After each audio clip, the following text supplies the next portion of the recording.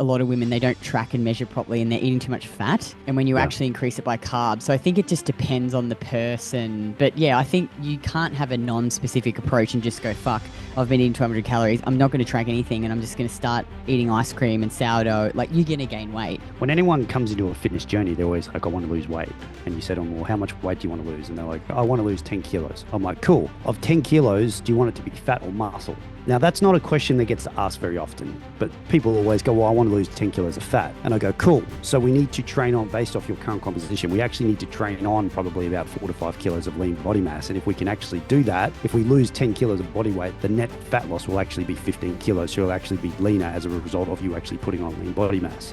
So when we think about total body weight, there's only two things that's made it up, is it's lean body mass or it's fat. So if you're the same body weight, but you put on 2 kilos of lean body mass, but your body weight doesn't change, that means 2 kilos of fat comes off your body. It's very simple. It's math at the end of the day. I think this is where a lot of people just go wrong. It's just...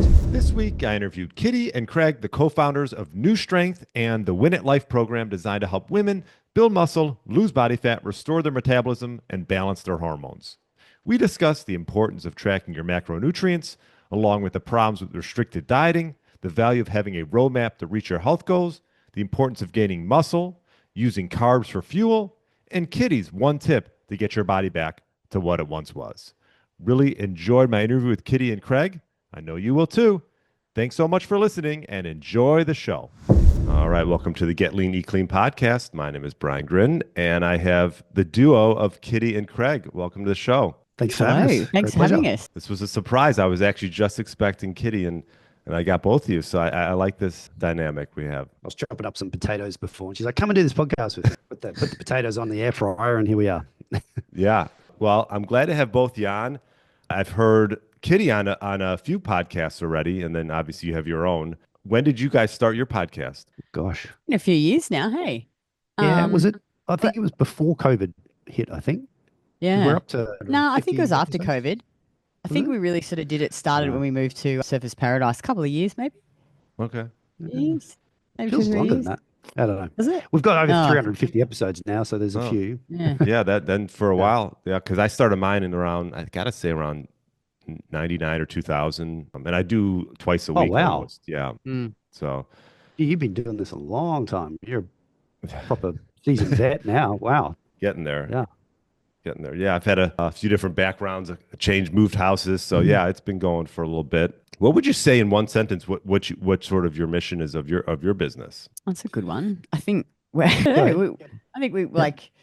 just want to empower and educate women to take control back of their nutrition and their health and their bodies, get strong, eat real food because we love food, eat carbs, and just win at life. Actually, the reason that we called our program the Win at Life program is because when we very first started this whole journey, we opened a gym.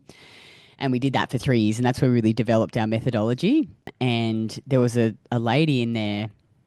She was beautiful. She's an ex-ballerina, and she had really disordered eating, as you can imagine, from being a ballerina. And she'd done all the diets and had all the hormonal issues. And she went through our system. And she messaged me one day saying, Kitty, I've never had a framework that allowed me to just win at life so much. Oh. I was like, that is brilliant. Yeah. That's we called the Win at Life program. Oh, we had great. Yeah. So she came up with the tagline. Yeah. Win at life. Because it really does, like we were just talking about this today. Like, we get so many messages from women doing our challenge, doing our programs, just saying how life-changing the program is. Because I think you guys aren't women, but you might have done, well, Craig's never done restrictive diets, but Brian, maybe you've got a restrictive dieting background, but it just consumes you your whole life and you're just exhausted. And once you're actually free from that, it just flows on into all other areas of your life. I changed my whole trajectory of my life. I left my job in mining. Craig and I opened this gym. We developed our program, Saturate, now the pro-metabolic company. If I'd not found this and found Craig, I would have still been killing myself, eating, nuts and seeds and green vegetables and just hating my body and my life. I was thinking about this before we came on. I do feel like the health and fitness realm is sort of shifting back into getting out of this restrictive eating phase. I think for a while, and I was, from my background, I did do fasting for a while, and I wouldn't call I was like I was doing it more just to see how I would feel and how it would affect me. Um, and it was actually a good experience. I didn't have like a horrible experience with it, but since probably the last, gosh, probably 3, 4 years, I've started consuming more. I realized once I started tracking, I realized that I really wasn't eating enough for just where I was at, which I think a lot of people, if they start tracking, will figure out that they're probably restricting quite a bit. I'm sure you see that. Yeah, I think it's probably one of the biggest eye openers when we work with people, that they'll say things that's like, "Oh, I'm eating anywhere between 1,800 to 2,100 calories." And I'm like, "What are you basing that on?" They're like, "Oh, I kind of have a bit of an idea. I eat this and whatever." And like straight away for me, I'm just like, "Well, that's a pretty decent calorie differential, Yeah. And then once we start going deeper with some of the subjective measures, with their energy and their digestion, their mood, and especially women with their menstrual cycles, I'm just like, look, you can't fill me with any real confidence here of what you're doing is with any certainty. So let's start tracking and let's actually see what you're saying is actually happening as opposed to what you believe is happening. Because I feel that's the downfall, certainly within the industry, is what people say they do and what they actually do are generally pretty different things.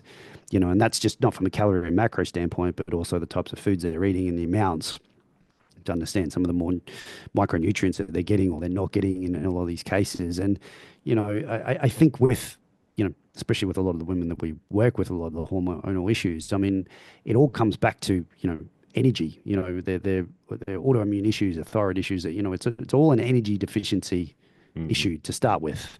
And then we get down into the micronutrients and it's just, you're never really going to get on top of that or really move the needle with that stuff unless you have that awareness of what you're actually consuming on a consistent daily basis. So, I know for certainly a lot of women we do get in that tracking can be quite triggering for them depending on their background, their eating history and that sort of thing.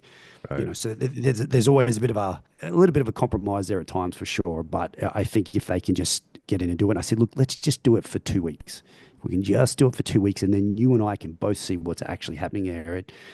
9 times out of 10, it's kind of like deer in the headlights moments, like, oh wow, I really thought I was doing better at this, or I wasn't under eating this, and it's just like, yeah, now we can start to empower you because you have this awareness. I think that's really important. And Kitty, what was your sort of story going from restricted dieting and then getting into, I know you studied Ray Peat for a bit and learned about like sort of the pro-metabolic way of eating. So I basically just did all of the crazy diets for like 17 years of my life, fasting, sold isogenics for 12 months, paid for my fake boobs, which I then got out, spent about 40 grand on getting my boobs back to their normal boobs that they were.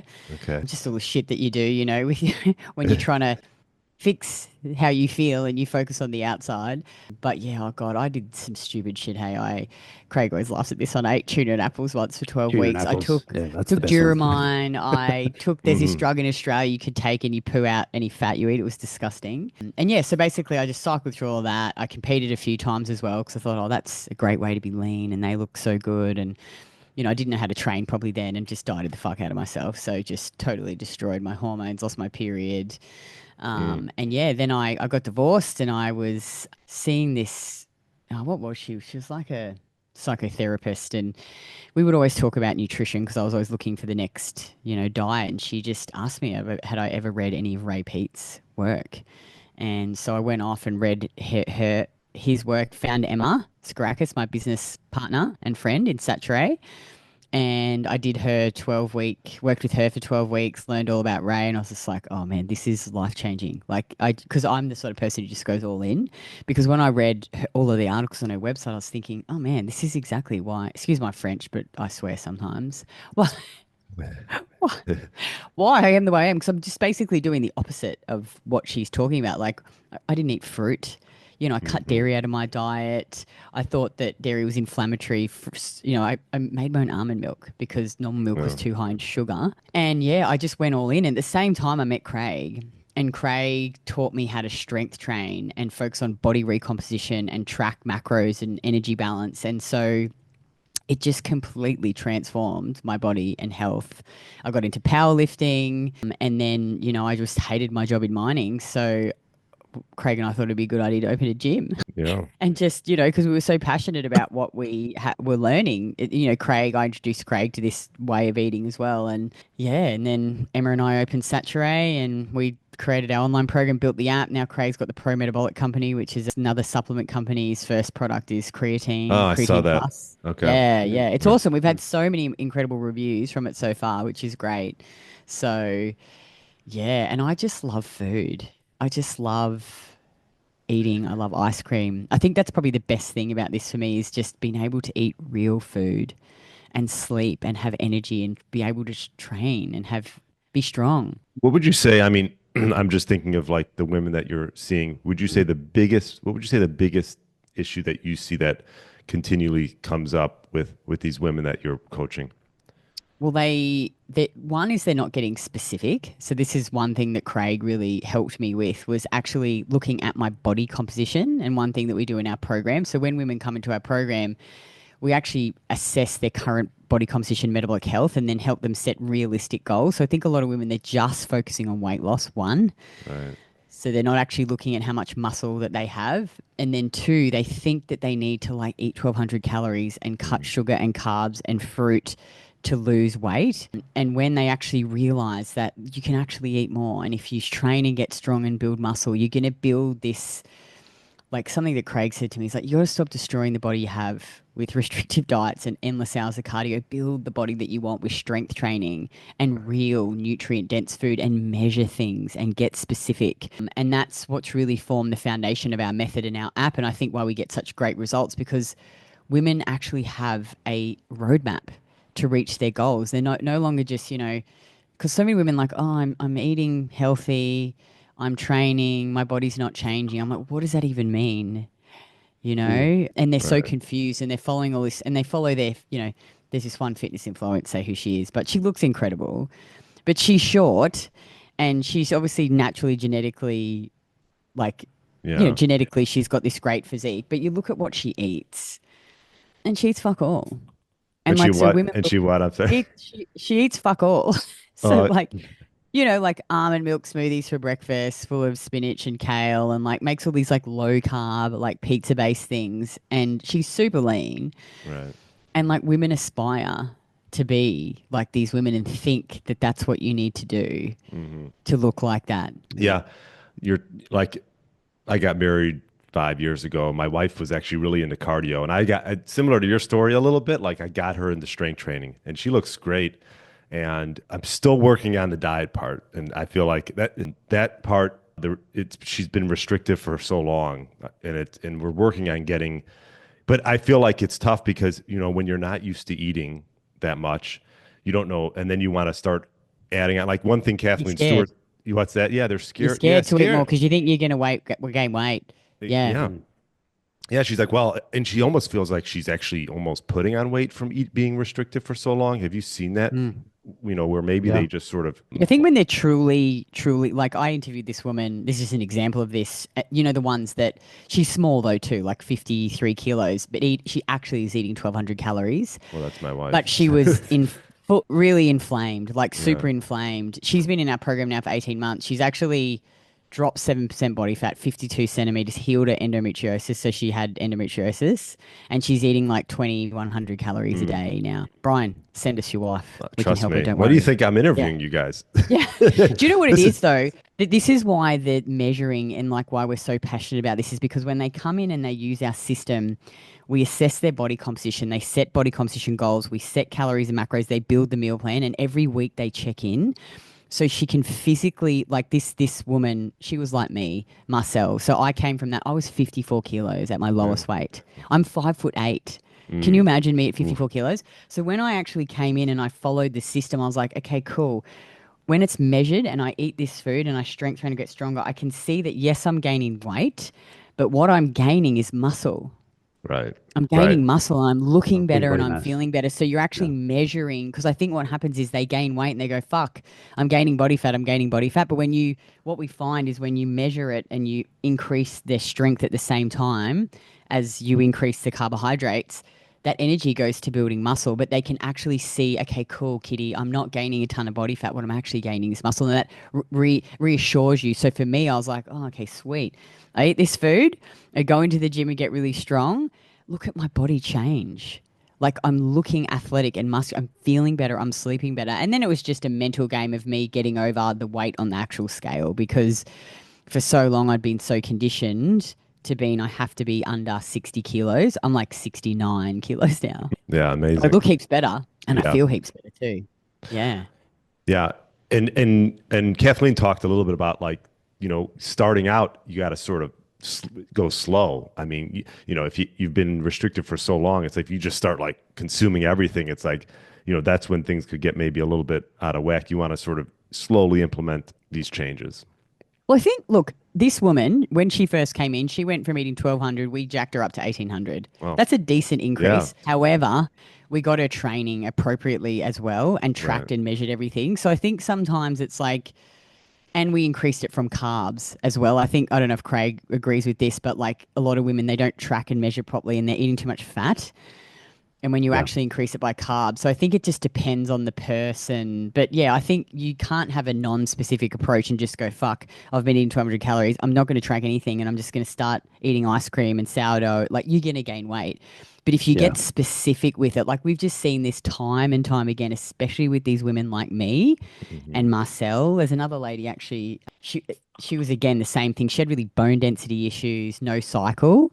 Took us 11 months to get her cycle back, got her up to 2,100 calories, improved her bone density, and she just did the same thing. We increased her food, increased her strength, got her eating more of these nutrient-dense foods. Like she took like vitamin D and vitamin K and magnesium to help with her bone density. But would you agree, Craig, that I think when it's measured and like it's the person too, looking at the person and where they're at? Yeah, well, I think that's, you touched on that. Like, you've got to do a body composition test to start. So, when anyone comes into a fitness journey, they're always like, I want to lose weight. And you say to them, well, how much weight do you want to lose? And they're like, oh, well, I want to lose 10 kilos. I'm like, cool.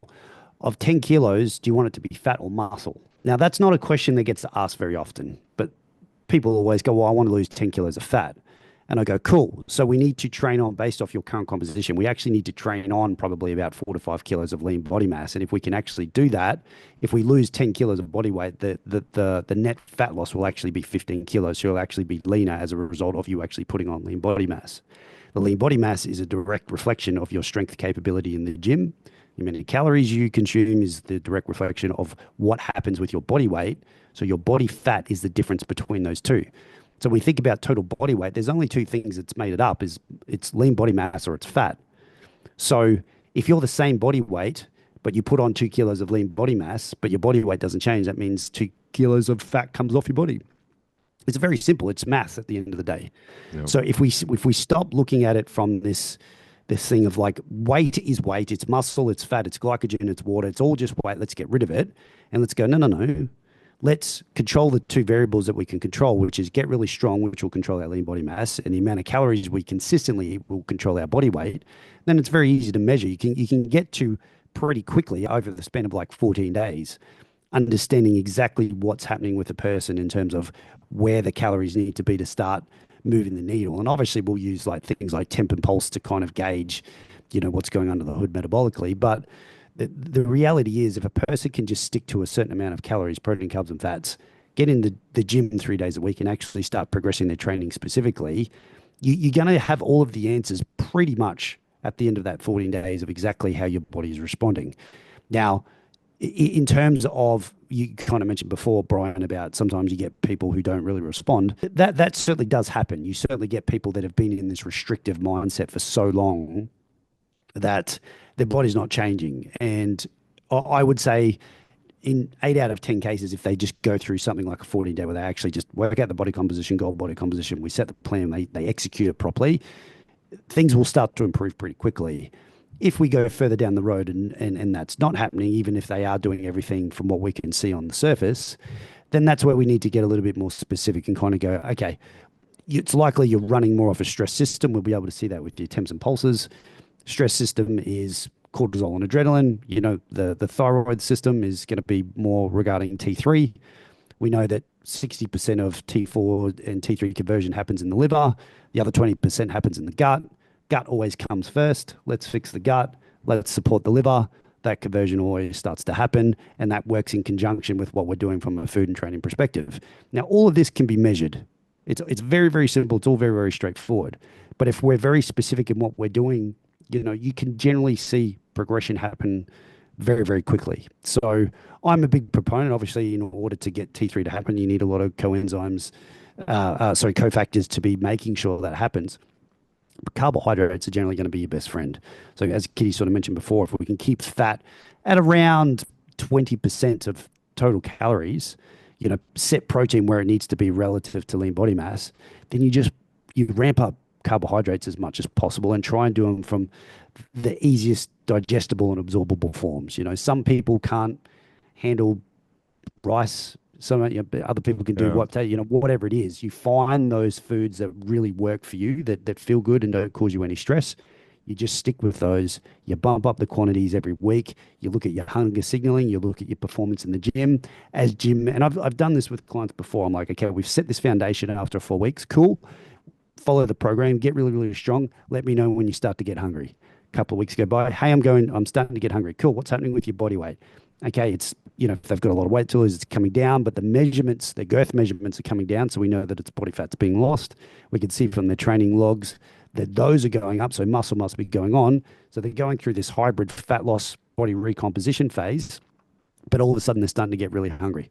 Cool. How's your performance in the gym going? Yes, it's still going up. Cool. Let's put some more food in. Because if body weight stops, but performance still goes up, then we know, as I made that point before, your body weight is only made up of muscle and fat. If strength still goes up, then what goes up has to be lean body mass, which if you put on lean body mass, your girth measurements go down, so fat comes off it. But the thing is, lean body mass still weighs something. So I think, from that perspective, sometimes people have a very specific body weight goal in mind, like Kitty had. She's 5'8" and wanted to be 53 kilos. I'm like, there's just no way you're going to be that. You're just far too tall. If you're going to be 5'1", sure, that would make sense. But sometimes people have this specific goal body weight in mind, and it's just like, yeah, but your composition is going to massively change if we get as strong as possible. So sometimes a person will go, hey, I've set this goal of 65 kilos, but all of a sudden they're at 67, they've come down from, say, like 75 kilos. We've gone through this process. They get to 68 and they're like, I'm fitting into this skirt now better than I did when I was at 65 kilos. Mm-hmm. And I'm like, yeah, because you've got more muscle. The person who has more muscle will always be wearing the smaller dress size because they have more muscle. So I hope everyone's sort of staying with me. I know I'm trying to get on a bit of a tangent about this, but I'm just trying to highlight the point that if we can actually measure what is affecting muscle and what is actually affecting fat, all of those things that are conducive to getting those results are very easily measurable. So yeah, I think this is where a lot of people just go wrong, is it's just they're not measuring the things that need to be measured in order to get the objective result that they've set for themselves. Yeah. I hope that makes sense. Yeah, well put. I mean, I think it's important to look at body, like you said, measuring and getting specific is so important. And a lot of people, like you said, come in and say they just want to lose weight. Well, you have fat and you have muscle and you have obviously you have bone mass as well. But like you have to get really specific and more importantly, I think body composition is a good place to look at as opposed to just total weight. I do DEXA scans. I don't know if you have ever done like a DEXA scan, but I'll do a DEXA scan with clients. And that's like you can't get that everywhere. I don't know. We have one like in the area, so it's nice. So I'll do it for myself and for clients. And that can really get specific, which is nice. Yeah, because you want to be able to separate that. I mean, when I talk about lean body mass, I mean, that's, as you said, it's bones, it's organs, it's water, it's glycogen, it's connective tissue, but it's also skeletal muscle tissue. Now, skeletal muscle tissue is the one that we want to affect the most because that's obviously the thing that's going to change your physique and obviously increase your resting metabolic rate over time. But it's very hard it's impossible unless you get a carcass analysis to measure exactly how that's going on. So we have to look at lean body mass, but ultimately at the end of the day, DEXA is excellent. Girth measurements are excellent. Yeah. Let's get a little bit into sugar and carbs. So I do feel like, and I was saying this before, it's starting to shift a little bit. And not to say that I think people have had there's plenty of people out there who have thrived under low carb for a while, but a lot of, especially, let's just say, health influencers are sort of shifting a little bit. Who did I just see? Mark Bell is starting. I don't know if you guys saw that. You know who Mark Bell is? Yeah. Yep. He's been a big keto guy for a long time. Yeah, no, I think he wrote a book, didn't he? He wrote a book on his war on carbs or something like that, if I yeah, remember. because he did help him lose a bunch of weight, and I think now he's been doing it for so long, and I think that's where the issue lies. I think people can do a low carb, let's just say, diet and get results, right? Especially if they're coming from eating the standard American diet, right? And they start eating whole foods and going low carb. But I think the problem lies in you guys can talk on this, is like the long-term approach of it. Because you're starting to see that, especially, Mark Bell now I don't know if you know Cole Robinson, who is now promoting just like a sugar diet. And he had him on, and I don't know if that was what shifted him, but he's been just like pounding carbohydrates now. And I think there's such like a misnomer around it. I did a short video on that. Perhaps maybe let's touch on the advantages of implementing, carbs into our diet and what that can do to help our metabolic rate. Well, number one, I'll let Craig talk about the taste. They just fucking taste good and they bring joy into your life. I'm like, right. Do you really need any other bloody reason? Yeah. I mean, that's a very good reason. Really, because sourdough bread, potatoes, we put the air fryer on with the coconut oil. We're having air fried chips, ice cream every night. I'm into the choc mint ice cream. I'm making the Ninja Creamy, rice. Obviously living in Thailand, there's coconuts juice everywhere. Yeah. Oh my God. Coconut water. It's just joy. That's it. No need to add any more. Go ahead, Craig. Well, you can talk about technically why we should have carbs from a metabolic health perspective. Look, I find it a bit weird when, like the keto people, for example, would just say your body doesn't need carbohydrates. It can live off protein. It's like non-essential. It's non-essential. Yeah. Go ahead. Go ahead. No, I was just because, go ahead. Sorry. And they say it's non-essential, and it's just like, well, yes, technically that's right, because your body can go through those metabolic gyrations in order to, give your body what it needs. But at the end of the day, your body's cells run off glucose. Like, it's biology 101. Like, it's you can't dispute this. This is exactly how it goes. And the thing is, your body is very, very smart. It wants what it wants when it wants it. So if you just decide to pull carbohydrates out of your diet, that's fine. It will just the hypothalamus will just tell the adrenals to release cortisol and adrenaline. Cortisol will go out, start leaching amino acids from your lean tissue, convert it to pseudo carbohydrates if you want, and just give your body what it needs in your brain and your liver and all that sort of stuff. Or you could just fucking eat it. So I'm like, why don't you just stop with that extra step and the stress that comes from constantly releasing cortisol and adrenaline to give your body what it needs. So I just, at a fundamental level, I can't ever grasp their argument with this, because your body is literally doing the same. Whether you give it carbs or not, it's literally going to do the same thing.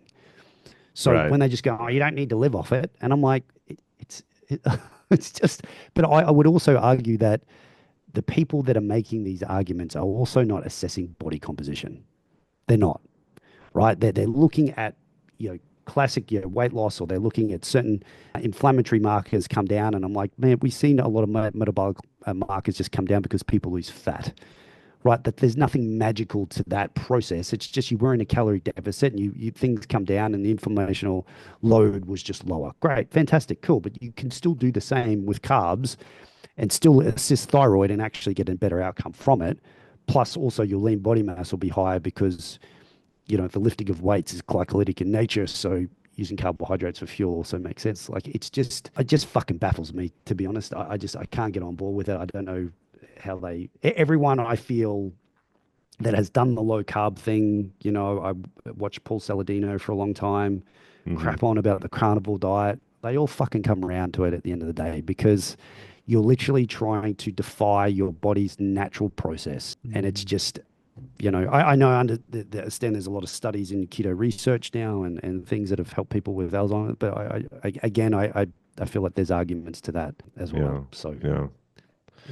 No, I think that sums it up well. I think people hear that they can oxidize fat and run on fat for fuel. And like, I remember when I first started doing low carb and fasting, that was like, I was like, wow, that makes, I remember Dr. Jason Fung, who's been a proponent of fasting for a long, long time. And I read his book and then, read Saladino's book, Carnivore Code back in the day. And it just, when you get in it, it's like when you get in the wheat, when you get in there and you don't know anything else, you just, I mean, you're like, this makes sense. 100%. Yeah. Yeah. And I can see why, especially on the carnivore diet, I see why a lot of people do well on it, because if they're coming from a diet, they've got a lot of, allergies or autoimmune issues or whatever. A lot of the time it's the structure of their diet and what they're eating consistently that's just triggering. So you pull all of that out. Right. And if you're eating like grass-fed steak, which is, I mean, some of the most nutrient-dense food you can eat on the planet, they're getting a lot more sodium in their diet and they're removing all this stuff, they automatically just feel better, which is fantastic. It's fantastic. And I think there is certainly a time and place where I have done something sort of like that with clients, because they're just been, so fucked that we just got to pull everything out like an intervention diet, and they just like, because I just want them to feel better like right now. Right. So I'm just like, let's just do this right now. Let's just do it for a couple of weeks. Let's just try and support gut health a little bit more, liver, start getting in bone broths and things like this. And they feel better. They start sleeping. I'm like, cool. Now let's start to bring some of those things back in and start supporting the liver a bit better and start trying to really support the thyroid a little bit better. So I totally get the reasoning for it. But as you mentioned earlier, there's always a long-term trade-off, because at the end of the day, any sort of diet like that that's restrictive of carbohydrates is by definition a stress diet, because you are running off cortisol and adrenaline. Yeah. And also long term, like adherence and just like living your life. I just think, I mean, nowadays, there's plenty of people who just eat meat all the time, but like if you go out and you travel, I mean, it can be done, but I just think like when you look at like long term sustainability of something, like realistically, if you could eat eat a balanced diet, I think that is the most attainable and long-term, easily achievable thing to do. Yes, I completely agree. But it's also like, why do people go towards, I remember hearing that they talk about Eskimos, and they're like, oh, look at Eskimos. Oh, right. Yeah. They live off whale blubber and, fish, whatever, and they've survived. I'm like, that is a terrible example. They live in the harshest conditions. They've all got missing teeth. Like that's not a good example. But if you move them to the equator, they'd all start eating fruit and whatever, because it would be delicious, And I think, going by taste of something, if it tastes really, really good, then you're generally going to be wanting to do this more. And then if you start looking at some of your subjective measures and looking at things like temps and pulses, and then it's just like, oh, my energy's more stable and my mood's better. It's just, I think it's very hard to sort of then be at a point where you could say that that's a bad thing, because if a person's quality of life is improving by implementing these things, and that quality of life also comes to you, as you said, if you're traveling and, you want to be able to have that flexibility where you could eat certain things. Like when we first moved to Thailand here, we were living in Dubai previously. Moved to Thailand, it's it's two different universes really, and we were enjoying some of this amazing Thai food here, and certainly some of the conditions aren't the most sanitary at times, so you got that to deal with. But the thing is, it's like all of a sudden we had all these coconuts available. We had this, this amazing fish with the pad thais and all this. Like, it was just amazing. So you want to be able to enjoy that and not have to worry that it's causing all of these issues. So I think everyone can get to that point if they do the work. Yeah, and Kitty, to your point, like I remember Jay Feldman saying this on the podcast. He's like, because the whole ancestral theme has been just like hammered into us, what we ate as ancestors. He goes, there's something to, Jay's like, well, yeah, eating, what did he say now? Eating ancestrally back then was like, might not be optimal now. Like, it's just, like hunter-gatherer society, like they were, at times going of periods of time without eating, and because they didn't have a choice. But he's like, that doesn't mean that today, now, that's like optimal for living, right? Like that was those conditions they were that's set just what with. it was. I also think too, like, we live differently now. Like, they didn't, like, live indoors with not getting enough bloody sunlight, stress the fuck out because they're striving so hard to like build their business or get ahead in work. They hate their bloody wife. They've got, yeah, Mm. no, I'm not going to say they hate them, but they're in this toxic Yeah. relationship. They're stressed out by social media, and you know what I mean? Like it's just a different environment. I feel like there's more Yeah. stresses. So I think you have to be more diligent and specific with your nutrition Mm. because you need the fuel, you need the carbohydrates. We're Right. Yeah. doing more as well, I think. Yeah, and to that point, like I remember Jay saying, like the stress bucket, right? Like whether Mm. you get cut off at work driving to work, Yeah. or Yeah. you're fasting, right? Those are all go into the stress bucket, right? And like you said, Yeah. nowadays modern life is more stressful, Yeah. perhaps than maybe back in the day and where it was a little bit different. So you have to keep that in mind. Like, should you be doing all this restrictive dieting and also be stressed out at work? Like now you're just topping on stressors one after the other. Yes. Mm. Yeah. Yeah. Yeah. Stress on top of stress equals more stress. 100% agree. It's Mm. we're especially now in the first world, like it's a thing where you just can take on more stuff because you've also got more efficiency now. Like your phone can do anything. It delivers your food. It tells you, like there's so many things that you can just do within your life. And, it's funny. Well, I was having a conversation. It feels like time's just flying by so much. I'm just like, yeah, just Mm. because we can take on more stuff more efficiently. Mm, But I don't think it's always a net positive. Like I think it right. adds massively Mm. to our stress. So, I think just from that alone, it's always going to make sense that our food consumption and the choices need to be more specific if we want to stay on top and not crash and burn, right? Yeah, and Mm. and carbs help bring down cortisol, Yeah. right? Huh. I mean, Yeah. Quicker than anything else, This is someone stressed out. It's, like Ray would always talk about. He was like, if someone's having a bad day, it's like put some aspirin and give them a Coke. Like yeah. everything improves pretty quickly. And it just, yeah. Have a glass of orange juice. Yeah, Yeah. I mean, it is, exactly. and even I notice this if I don't, be quite mindful and purposeful and intentional with my eating. If I'm underfueled, I massively notice it. Like sleep is shit. Don't sleep through the Mm. night. I'm tired, I'm moody. And then as soon as you just actually eat a well balanced meal with carbohydrates Hmm. and protein and fat, you instantly feel better. Yeah. What are your favorite carbohydrates to use for yourself and for your clients? Because it's such a broad term, right? Sometimes I think people Yes. label carbohydrates as like a donut, and Yes. we're not Yeah. Yeah. quite. Mars bar. Yeah, Maybe we exactly. should Yeah. clarify The this. dirty, Yes. what Yeah. do you call it? What's the donut? The glazed donuts? What are they called? Oh, Krispy Um, Kremes. Well, Yeah. oh Krispy yeah, Kreme they're is pretty there. Yeah. dirty but good. I Yeah. think like everyone should be including some root vegetables and fruits in their diet Yep. because they're really nutrient dense, easy to digest. And then on top of that, what do you enjoy? Mm. Like I eat quite a lot of rice. Craig doesn't do so well with rice. I eat like sourdough every day because I love sourdough. I love Yeah. orange juice. Oh my God, I love orange juice. Jam.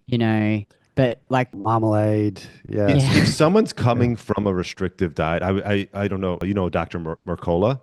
He's Mm, also yeah. Yes. another guy who switched. Actually, Yeah. Yeah. just read Yes. his For book. sure. I've been trying to get him on the podcast and hasn't quite worked out. But he talks about, especially if someone's coming from a really restrictive diet and maybe even a compromised gut, to start with like sugar water and just sip on that. Any thoughts? Because it's just so easy to digest. Do you have an approach when it comes to that? Yeah. Yeah, I totally get that because obviously sugar is just energy, right? It's devoid Right. of all nutrients, but it's just energy and your body can kind of digest it very, very quickly. I think it depends. Yeah, I mean, this is very much a person specific type thing. I mean, I've never personally done the sugar water thing with someone because I think if they're in that such a state that you have to get to that, I would just take carbs out completely and then just do a gut protocol where, we're really focusing on trying to just get them back to being able to eat some foods. Like I would rather someone eat honey because that, has a lot of antibacterial properties and it's generally Mm. going to be a little bit better from a nutrient perspective.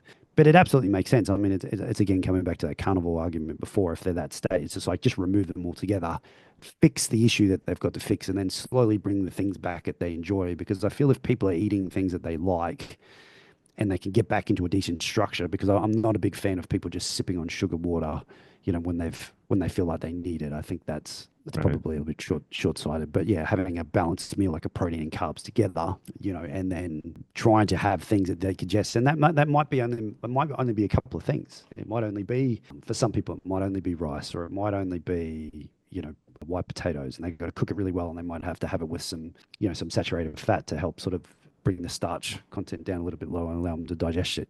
But there's certainly a few ways to do that, but So yeah, yeah, not no, not I to get, assume, yeah, I get that. And so as far as carbohydrates, just so people know, whole food carbohydrates for obviously we're talking rice, yes. in particular probably white rice. Yes, correct. Yeah, brown rice it's got too many nutrients in it, and generally is quite tough on people's digestion. So white rice is awesome. White potatoes, awesome. If your liver's okay, sweet potatoes, fine. Just the beta carotene, if your liver's not working, then their hands can turn a bit orange, which is signs would pull that back. So those are good, and then like honey, maple syrup, obviously I love honey. fruits. Yeah. Yeah, like oranges, watermelon, absolutely. Look, again, fruits is always going to be, like some people can't do apples because of the pectin in the apple skins. They might have to take the skin off. So again, that's kind of where it's just finding which ones are going to work for you and don't cause you any digestive issues, and just run with those. But yeah, I mean, carbohydrates, it's not, we're not talking about Mars bars and that sort of thing. We're talking about whole I know. uh, I nutrient figured I'd dense, right? clarify that because I think that is Yeah. like sort of a misnomer. People hear carbs and they just think bad, but Yeah. Yeah. Or it's they not say, oh, it's the sugar, that it's the sugar that's killing him. I'm like, well, what sugar are you talking about? right. Because it's not really so much the sugar that's in the Mars bars, it's all of the Mm, other crap and the polyunsaturated fats mm.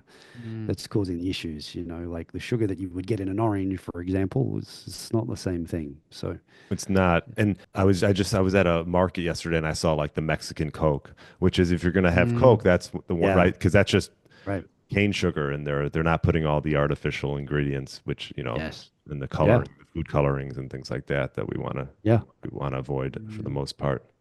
Yeah. Have you had a Exactly. Mexican Coke before? No, we tried to get it when we were in Australia, didn't we? We tried to import some, but we got Okay. stopped. So yeah, no, no, never had the pleasure, unfortunately. Okay. Well, I'll ask a few more questions and we'll finish up. But what's and you probably I have a feeling what you're going to say on this for both of you. But what's one thing you've changed your mind on? Let's say over the last 15 years. 15 years. Well, that was Oh, before we we've knew completely flipped what we our don't know everything now, we've so it's done. very different. Yeah. Yeah, I mean, obviously becoming really good friends with Danny Roddy early on when we sort of started all this. He was a big proponent and really getting us to understand more of the deeper stuff with Ray as well. So yeah, I mean, my perception of food, how I should be training, how I should be living, Mm. you know, just foods that I would have considered health foods, quote unquote, and maybe not so much. Right. And just having the awareness and the knowledge to ask better questions around this stuff now. Mm. So yeah, I mean, It's it's quite a bit. probably a complete 180, really. Yeah. Yeah. And Kitty, I know you told your story. Craig, did you ever come from a restrictive background or did you like No, not intentionally. I'm 6'1" and I graduated grade 12 at 65 kilos, which is what, like 160 pounds or something Less like than that. So me. Less than me. yeah, yeah. yeah. Like I was the real tall That's skinny. I was a crazy. basketball player. I played rep basketball, so I just run all the time. And so I was massively underweight, and it was only when I got into a bit of an altercation at a party one night, I was like, I think I need to get bigger, and that's kind of where it all started. So for me, it was actually like eating enough food. Like I generally believed that I was one of those hard gainer types that, oh man, I eat lots of food, and I just can't put on weight. And my first coach, who's still my mentor to this day, Damon, he was just like, mate, you don't eat enough. Let's measure this. Let's do, like, he was the guy that really got me understanding about tracking and measuring specifically. And, once you actually start feeding, I was like, oh my God, I can't fit all this food in and whatever. And he was just like, well, keep putting it in, get your body used to it. Let's keep putting the weights Mm. up. And I was like, this is actually pretty easy when you just measure the things and you stick to actually eating enough food each day and then getting stronger in the gym. And he was like, yeah, I don't know why everyone fucking overcomplicates this. Mm. And that was kind of the moment for me. So yeah, no, Yeah. mine was the opposite a little bit, actually. And I like to ask this question, Kitty. I'll have you can answer it. What's one tip you'd give someone if they were just getting started, and they wanted to get their bodies back to maybe what it once was 10, 15 years ago? Uh, I reckon it can be better than it was 10, 15 years ago. Like I think about how I was, what am I, 44 now? Well, So we're it's the before same I met age. Craig, 30, that Mhm. it can be better. That it Yeah. can be better. That's not really a tip, but like I'm in better shape now. I eat more food. I feel better. I just think invest in coaching Right. because like you just like you because and I only say what I would do, and I've always invested in coaching. Like I invested in working with Emma. We've worked with lots of different people over the years. Find someone that you resonate with. Find someone has the results that you want. That's not a quick fix. It's sustainable changes that make sense, and then commit to it. You got to give it 12 months. Like women, I think they're just so focused on this short term, and I totally get it. Like I was the same. But if you can just knuckle down and do all the things that we've talked about, like you will see incredible change in 12 months. Focus on what you do in 12 months, not 12 weeks. Mm. And really like get strong. Like so many women underestimate how much they can change their body if they fuel it appropriately and get strong. Like it is the key. It is honestly the key. And it's fun. Getting strong is fun. It's Yeah. so much more fun than doing I AM agree. I and agree. body pump And you class. know, I would talk about resistance training so much, and I got my wife into it. So yeah, it's an underutilized thing for a lot of people. And you Yeah, could walk into these gyms. There's 1,000 ellipticals. It's like, exactly. Yeah. where's the focus here? Yeah. Yes. But this was great. Yeah, great interview. Loved meeting you guys. Where's the best place for people to find you? Probably on Instagram. Just Kitty, KITTYBLOMFIELD. The links there to our website, our podcast. We have multiple ways you can work with us. We've got our 28-day challenge, which is an awesome kickstart. And if you're a bit afraid to go all in and just test the waters and see what it's all about, we have our group coaching program. And then we have our one-on-one coaching program too in our podcast. And obviously Saturday and the Pro Metabolic Company. NuStrength.com is the website. Right. AU. .au. AU.com.au. .com.au. Yeah. Yeah. Okay. Yeah. I'll put links in the show notes, and if people want to connect with you, yeah. Well, I'm glad I finally got you guys on. We're 12 hours apart, but we made it work. Thanks for getting up early, Brian. Yeah, no, appreciate all it. Where's good. bloody? I am absolutely starving. Like, I'm not going to Oh. lie. I'm going to go out and destroy those air fried potato chips. We're having Mexican bowls tonight with air fried and then chocolate ice Oh, cream. that sounds Bring good. it on. Yeah. Well, enjoy. Thanks again, guys. Thanks so much, Brian. Thanks for having us. Thanks for listening to the Get Lean, Eat Clean podcast. I understand there are millions of other podcasts out there, and you've chosen to listen to mine, and I appreciate that. Check out the show notes at briangryn.com for everything that was mentioned in this episode. Feel free to subscribe to the podcast and share it with a friend or family member that's looking to get their body back to what it once was. Thanks again, and have a great day.